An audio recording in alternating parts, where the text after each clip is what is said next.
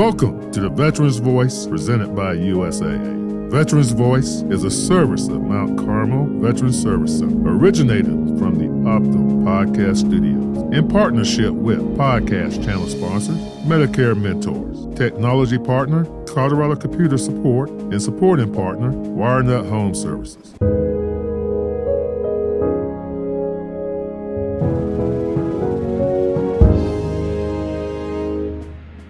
Welcome back to another edition of Cybersecurity Heads Up. Blake Schwank coming to us via Zoom all the way from, I'm not going to spoil it for you. I want you to tell everybody where you're coming from today, Blake. Good morning, Ted. I'm up in Polson, Montana, about halfway between Kalispell and Missoula on the south end of Flathead Lake. So it's a beautiful place.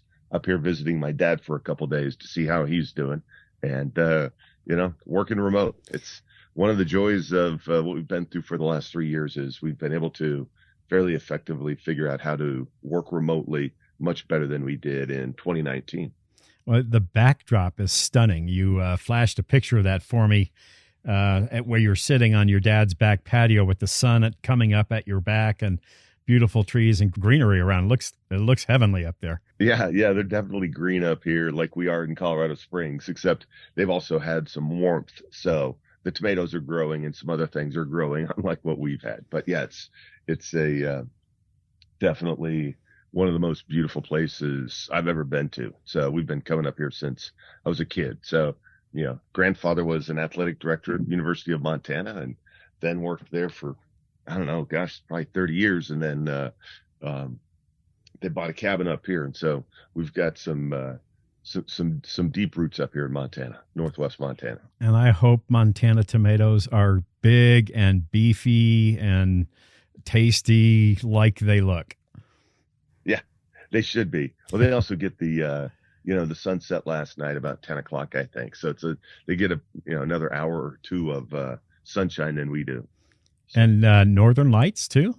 That far north? No northern lights. Never seen them up here. So interesting. But yes, it's great. If you've never been up here, get up to Northwest Montana. All right, put me in your suitcase. I'm going to go out golfing at 6 o'clock tomorrow morning, so wow. It should be good. I want to be in your suitcase next time you go. So, Mr. Blake, you are traveling, and traveling reminds you of your days when you were moving around in the Army. They call that something, and there's some cybersecurity issues around making those moves. Well, it's whether you're PCSing or you're ETSing, if you're doing a permanent change of station or even just going on vacation. But, if you're going on vacation, usually I'm taking one device and, I'm got my laptop or got my cell phone with me and doing it. PCSing is a little bit different because you pack up your entire life.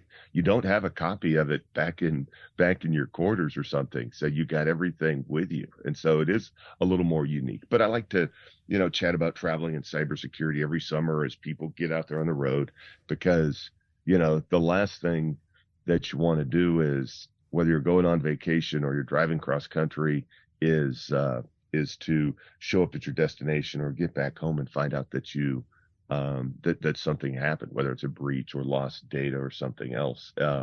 And now is a little bit different than even a year ago. Stuff that you can do for the security of your belongings, the security of your data. The little things. We've talked about Stephen, my guy who they PCS'd to Kaiserslautern last year, and before and he still works for us.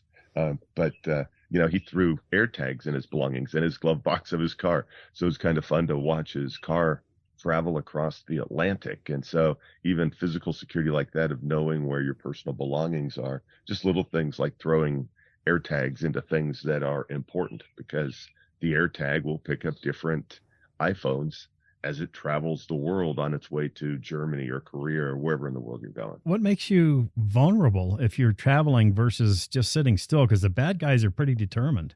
Yeah, well, on that side, on the physical security, so we've talked about it. My dad went in the Air Force in 1960, and so we've been, I've been and I got out of the Army in 99. So I've been through a few moves. So the physical security of knowing where your stuff is pretty important. Everybody's got stories about losing something that was, an important thing. But in general, while traveling, you're less aware of your surroundings. You get comfortable in your house with the security that you have there. So there's a few things that, as they get ready to go. So, that you may not worry about when you're sitting in the comfort, on your couch is, you know, we don't often double check the backup of our data. So it's so easy now to have OneDrive or Google Drive to automatically do it. But you want to double check that that data is actually saved somewhere and not just on your laptop or your desktop. So you want to actually get in there and look at the settings, look at what's backing up, make sure that you didn't exceed your capacity, and they're waiting for you to sign up for a bigger plan because you've saved so many videos and so many pictures. And the easiest way to do that is log into Google on the web or log into OneDrive on the web. Do not trust what you see on your computer. And then as a double check, go to Best Buy, get a large external hard drive, and copy that data separately to there. Now you want to make sure all these drives now come with encryption software that if you've got your tax information and stuff, that external hard drive has has encryption set up on it. And they usually make it pretty simple. They've got support forms and everything else if you go with something like a Western Digital or a Seagate or something. And then do not, if that's your backup, do not transport that and put it in the same box as your computer is going in.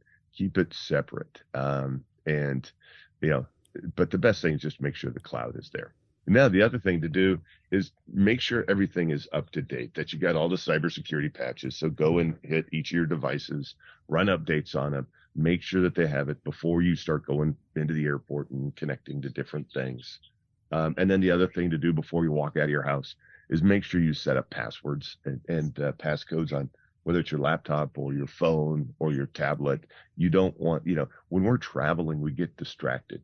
You don't want to leave your laptop at the TSA checkpoint or at a rest area or at a restaurant and then get in your car, drive away, and a couple hours later realize you don't have it and that you don't have a password on it. So make sure that those things are locked down so that people cannot get to your data. The worst feeling in the world is that stone cold terror that comes over you when you're off the airplane. You can't get back on it.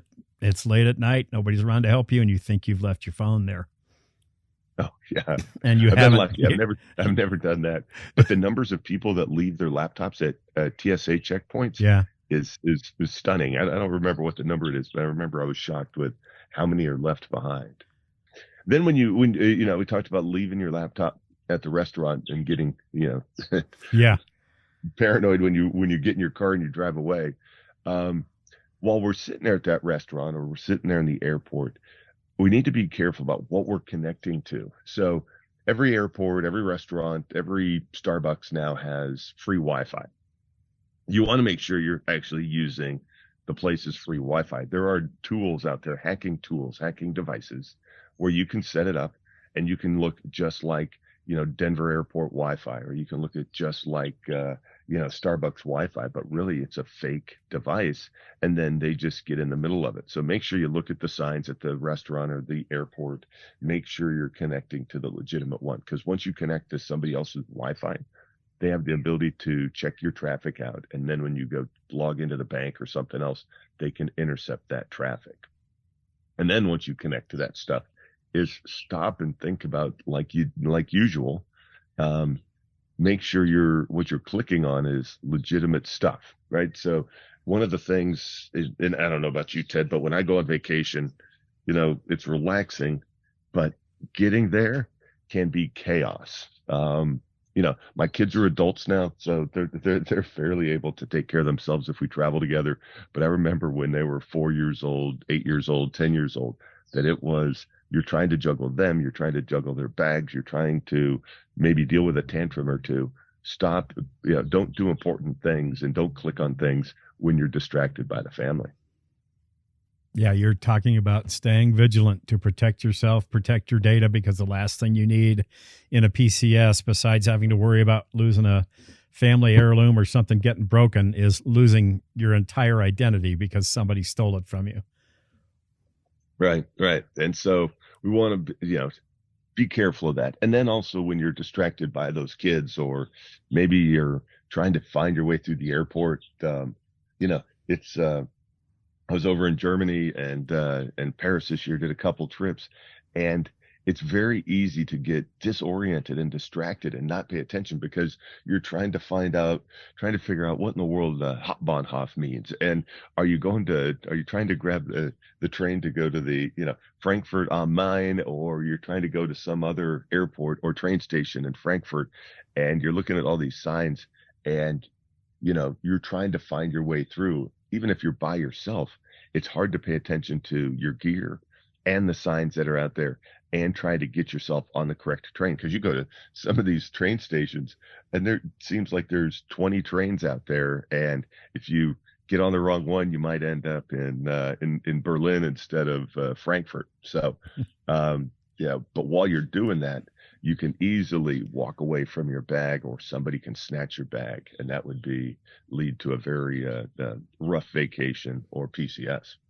One of the things I would think that would make your life a little less stressful and a whole lot easier is if you can avoid it, don't stack up connections really close to each other, and don't try to avoid a meeting right after you get off the airplane and you only got an hour to get there and it's your first trip to Germany.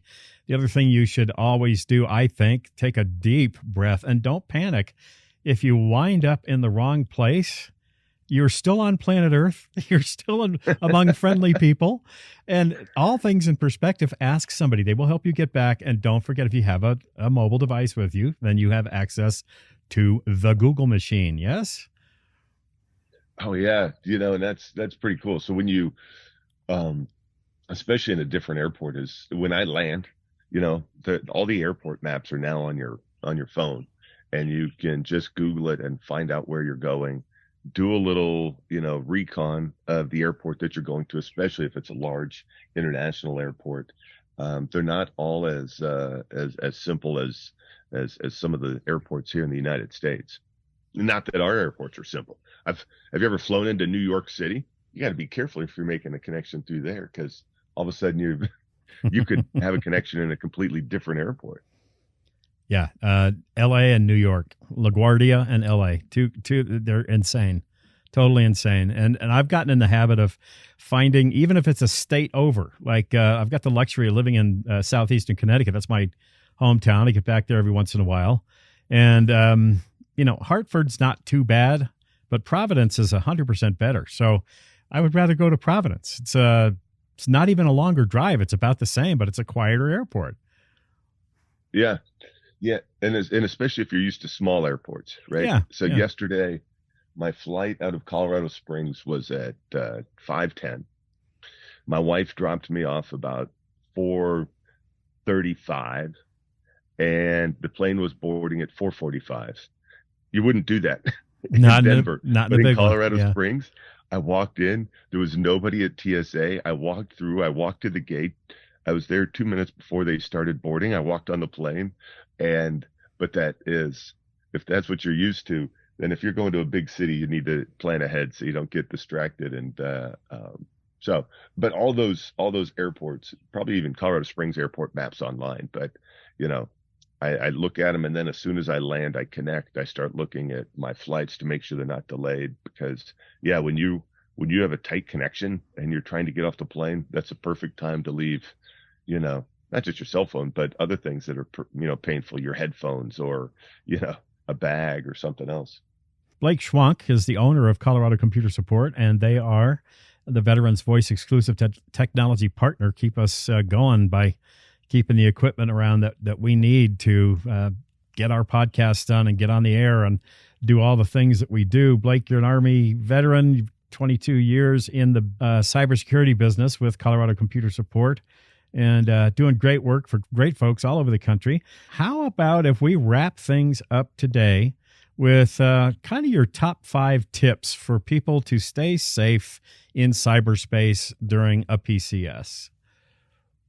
Oh, yeah. Number one, keep extra copies of your data. Don't have it all sitting on one device. Make sure it's all backed up. Okay. Number two, make sure everything has a password on it so that it's locked and secure. Number three, pay attention to where your devices are. It's a chaotic time. And whether it's when you're trying to get out of the house and everything packed up, you don't want to pack the laptop that you need. You keep it away from the movers so they don't pack it. And make sure that everything you need is available in that first box when you get to your duty station. We want to make sure that when we're trying to connect to different sites that or to different Wi-Fi, that we make sure it was the correct Wi-Fi and not some rogue device. And then number five, just take your time, stop and breathe. Like you said, pay attention to your surroundings. And, don't let the kids get you distracted and the travel get you distracted and then, lose your property. That's five, I think. That's perfect. And Blake, what have you and Curtis got going on LinkedIn and Facebook and all your other and your YouTube channels for your Tuesday Tech Tips and your Cyber Saturdays? Yeah. So if you go to YouTube and look for Colorado Computer Support or LinkedIn or Facebook, we do a weekly Tuesday Tech Tip, which is a lot of times it's basic stuff. It's, how to change your taskbar, how to change, what to do about email, how to take care of your computer, that kind of stuff. Brief, short tech tips. On Saturday, we do a Cyber Saturday video and we talk about things like this. We talk about breaches that have happened out in the world and ways to keep your business safe. And what we do at Colorado Computer Support is business IT support. So we support the businesses really across the country. You can find us at www.coloradosupport.com or at 719-439-0599. I'm Ted Robertson. You're listening to Blake Schwank, the owner of Colorado Computer Support, our Veterans Voice exclusive technology partner, coming to us via Zoom from Montana in a beautiful setting. Enjoy your 6 o'clock in the morning golf game and your 10 o'clock in the evening. Raise a toast for your friends back here in Colorado Springs Sunset. How's that? All right. That sounds good, Ted. Thank you very much. And we'll see you in person in a couple weeks. Yeah, looking forward to it. Always enjoy these conversations, Blake. Thank you. All right. Thank you. This message is from the U.S. Department of Veterans Affairs. Veterans, be wary of those who may try to exploit you for financial gain. Report suspected fraud at va.gov/OIG/hotline. You've been listening to The Veterans Voice, presented by USAA. Veterans Voice is a service of Mount Carmel Veterans Service Center and originates from the Optum Podcast Studio, located on the Mount Carmel Veterans Service Center campus in Colorado Springs, Colorado. The podcast channel is provided by Medicare Mentors. Computing power is provided by Technology Partner Colorado Computer Support. Additional funding is provided by supporting partner, the WireNut Home Services. Veterans Voice airs on flagship station KRDO News Radio Sundays at 7:30 a.m. The podcast publishes Saturday at 8 a.m. and is available on all your favorite podcast apps.